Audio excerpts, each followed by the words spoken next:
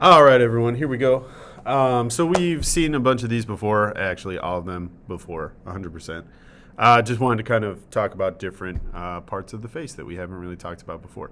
So what we're moving on to today is how to draw like a mouth, especially using a vector drawing where we're trying to draw with shapes only and not lines, right? Which is kind of the aesthetic we've been working with. As I mentioned before, drawing with lines kind of allows you to push your design a little bit more.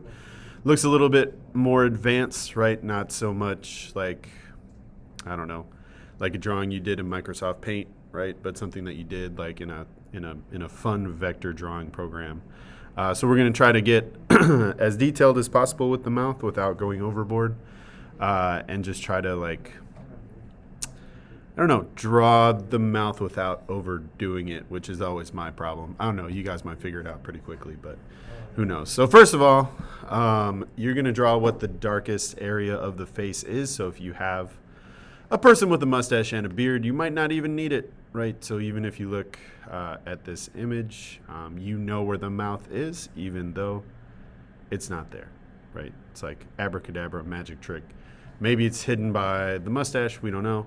But that is kind of an option, right? So completely leaving it out, while it doesn't work most of the time, sometimes can be a thing. You can also try to use some gray. So up until this point, we pretty much stuck to just black and white.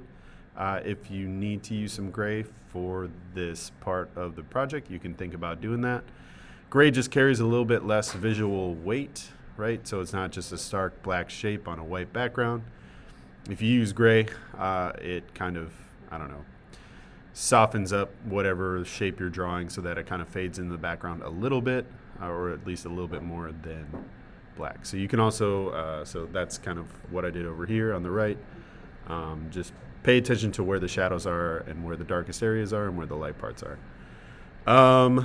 You can also use, right, if the person's like has an open mouth, I don't know like how many people have that scenario, but you can also, right, color in the darkest area of the mouth, which would be like if it's in shadow where the mouth is open, and then use gray for the lip as well. But usually people do like closed mouths. No one's like, well, you can't see me, but no one like smiles like super excited with their mouth open usually. So usually you're gonna get a closed mouth smile or a toothy grin. If you're showing teeth, leave the teeth as all one shape. Don't try to draw individual teeth. Don't try to draw individual teeth. It never works out very well. Just try to keep that as a whole white shape, kind of like what I did over here. Sometimes you're just dealing with outlines. If, I don't know, you just kind of have to look at your mouth. That's an option, right? If the person's mouth is the similar color as their face, then you might not be drawing lips, right? You might be drawing just outlines wherever the shadows may be. Another good example of grouping teeth together, right? So you can see the shadow of the mouth, right? And you can also see like the upper lip, but there is no bottom lip because it wasn't dark enough to include. You can also include kind of that bottom, like under lip shadow. Sometimes that helps as well. Someone took a guess. I showed this to one of my friends, and they were like, "Oh, Avril Lavigne," or like, I don't know. They said something, and I was like, "Oh no, it's the Catch Me Outside girl." And they were like, "Oh God, so long ago, so weird." You can get more detailed than others sometimes, so kind of depends on your situation.